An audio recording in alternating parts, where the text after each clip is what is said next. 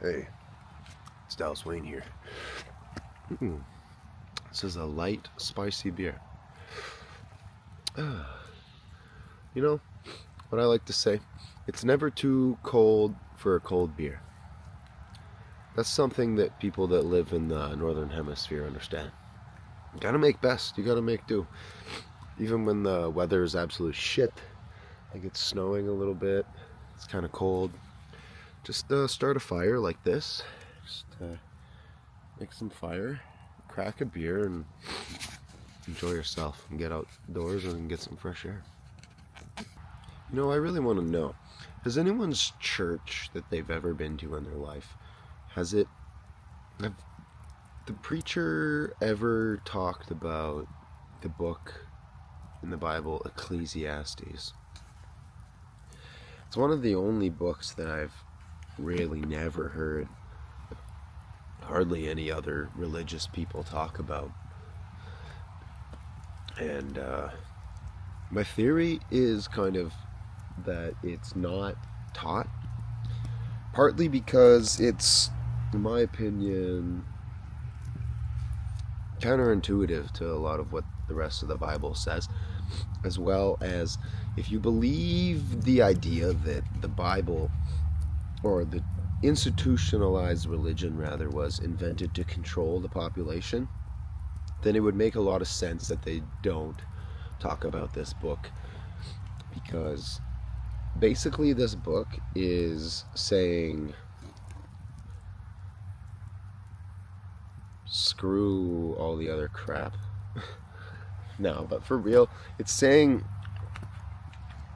enjoy life and don't be so serious and have a drink once in a while. It's kind of basically, it's just being extremely honest. And it was apparently written by a wise master, so I'm not gonna dispute that. As well as the fact that, yeah, it's kind of saying, like, think for yourself and live your best life. And, like, the lines that really stuck with me, one, for example, was it was saying, like, specifically addressing a young man and saying, like, why do you work so hard? If you don't have a family to support, if you don't have, yeah, if you have enough, then stop working so hard. Like, what are you doing? And basically it says relax, eat, drink, be merry. And it seems counterintuitive. It's kind of saying, like, chill out. Just work for enough and relax, enjoy your life. Seems counterintuitive, but to me that's kind of one of the essential lessons of the whole Bible. That's kind of what Jesus was teaching everyone too. Everyone likes to forget the fact that Jesus' first miracle was turning water into wine. Now, if I was Jesus, I would have turned it into beer. But that's just a preferential thing. The point is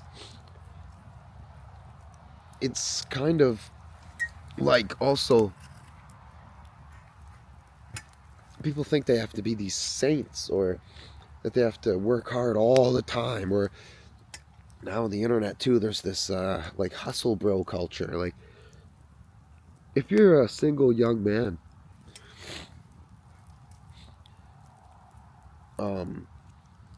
sure, it's good to work hard and, yeah, do right by yourself and chase your dreams, but realistically, if you're not enjoying the grind, there's no reason to do it.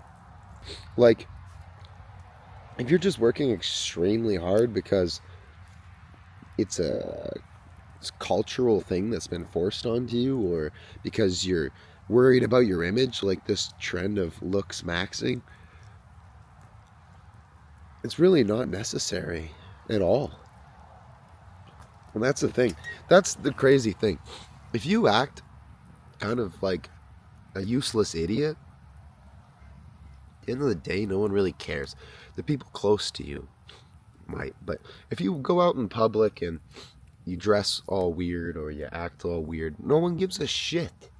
And it's the exact same as if you're successful. It's the exact same as if you dress really nice. 90% of people don't care.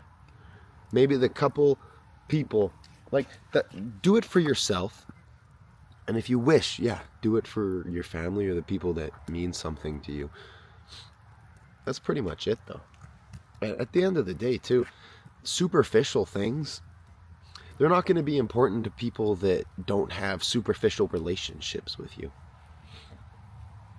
Unless you're just trying to impress a bunch of fakes, unless you have a bunch of fake friends, there's no reason to be fake.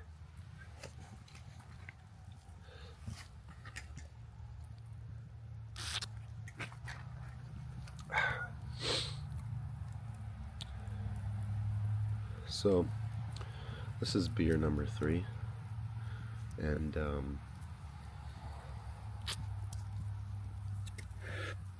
it's going down pretty good, actually. And this is basically my higher purpose right now. Like, I talk a lot of shit about substance use and addictions, and it's just because there's too much crap about it. Like, the problem is a lot of cases sobriety is an absolute cult. It's just like another kind of religion and mind control in itself. And I found one of the best ways to start to tackle an addiction is to not just see it as you hurting yourself or your absolute failure, but rather just see it as a natural phenomenon of life. And that's kind of the point too, is it's not helpful to blame yourself for being human. I mean, yeah, drinking is nice, and if you want to do it sometimes, how could you possibly be upset about that? The point is, you just don't want to destroy yourself. And you might think, well, drinking's not healthy. Well, that's true. But neither is going and working yourself to death. Neither is waking up miserable every day because you hate your job and you hate what you're doing with yourself, or maybe you love money but you just work yourself to death because you're working yourself to death because that's all you care about. But you got to ask yourself, what's actually more unhealthy? Like, and this is why I bring up addiction, because a lot of the time it's really hard to stop an addiction because it's not just the substance that you're addicted to, but it's a whole train, it's a whole combination of things. And one of the things is the shame and the guilt and the negative thinking. It's like people who are depressed in many ways are addicted to depressive thoughts. They're addicted to negative thoughts. Like people who have anger issues, they're addicted to being angry. And it's the same thing as, if you're addicted to being angry at yourself and you're depressed. And it seems counterintuitive, but it's true. If you're depressed most of the time, you subconsciously love hating yourself. You wake up every day and you're like, screw me. I'm such a loser. Oh, today's gonna be the worst. And then you prove all day to yourself that you're such a loser. And it's the worst day of your life. And nothing works out the way it's supposed to. That's you creating your own reality 100%.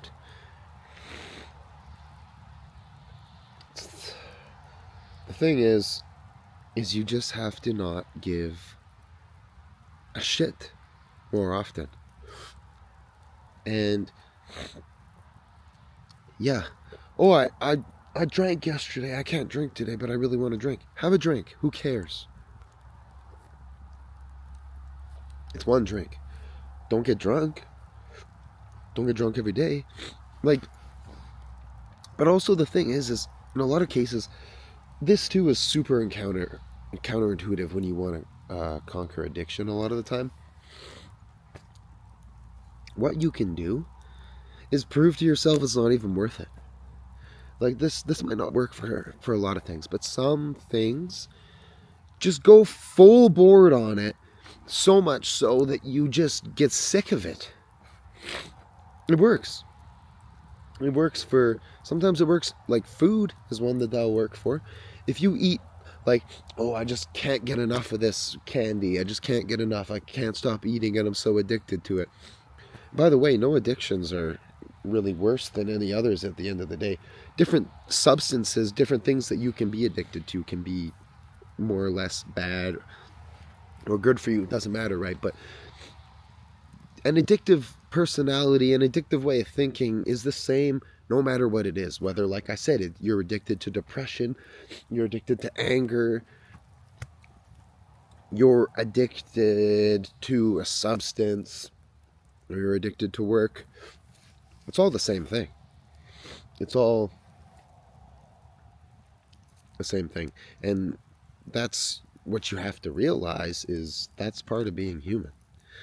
And that's also like a misconception when it comes to sobriety. Like, people think that once they get out of it, once they just become sober, it's over, it's done. Like, there's a certain amount of time you have to battle with your addiction, and then it's done. You don't have to worry about it anymore. But it doesn't work like that. It's an internal battle every single day, because you're still an addict. You're still the same person that you always have been. And on the flip side of that, the second that drug stopped affecting your system, you have been sober. Like, a lot of people who are addicts are sober intermittently. And a lot of people who consider themselves sober, like not addicts, are actually not sober most of the time. They're on something, whether they're just out of their mind for whatever reason, or, even coffee and nicotine, they're drugs, and they change the way you think, whether you like it or not. They affect your brain. That's the whole point. That's why people love them. Same thing though, you can't get mad at yourself for that. But that's one of the shortcuts. If you want to get past an addiction, then very simply conquer it in each moment. Like, as soon as you stop drinking and you sober up, you're sober now. You're sober. You're not drunk. You're not anything other than sober. Then how long are you able to maintain that state? That's entirely up to you. And that's why, like I was saying, sobriety can become a cult, because eventually the sobriety becomes the drug for a lot of people. I'm getting off on being sober so bad, And that's because they're still addicts, but now they're addicted to the sobriety mindset.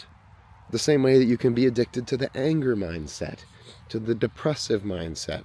Or, in my case, what I like to tell people as a therapeutic method, be addicted to happy thoughts.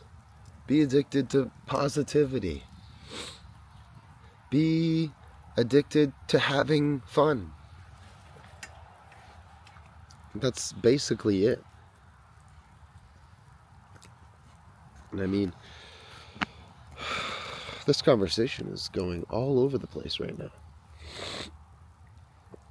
I guess I was trying to talk about Ecclesiastes, but now I'm talking about addiction. I think it's because this beer is quite nice, actually. It's 4%. Petit Maudit.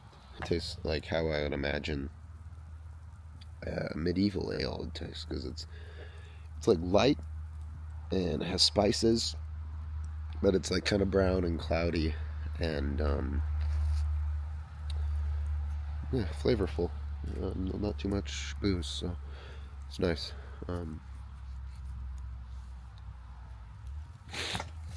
Now, we got into this whole talk about addiction because people get it confused when in the Bible it's saying things like, eat, drink, and be merry. I agree with that sentiment. But it's not saying you have to get drunk every day. But it's also, like in the Bible, how it says you have to be clear of mind. Well, just because you have a drink doesn't mean you're not necessarily clear of mind. I know a lot of people that are so-called sober, and they're pretty much completely out of their minds all the time.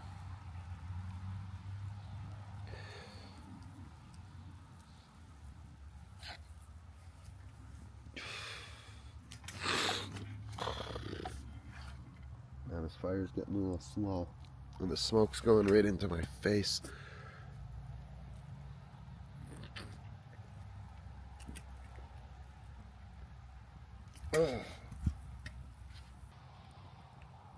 This video seemed like it got way off topic. And then again, it doesn't really matter, does it? I don't know. The point is read Ecclesiastes, okay? Because people don't want you to know about it. Because it's basically telling you the truth. And it's kind of telling you to not be a part of the system. Anyway.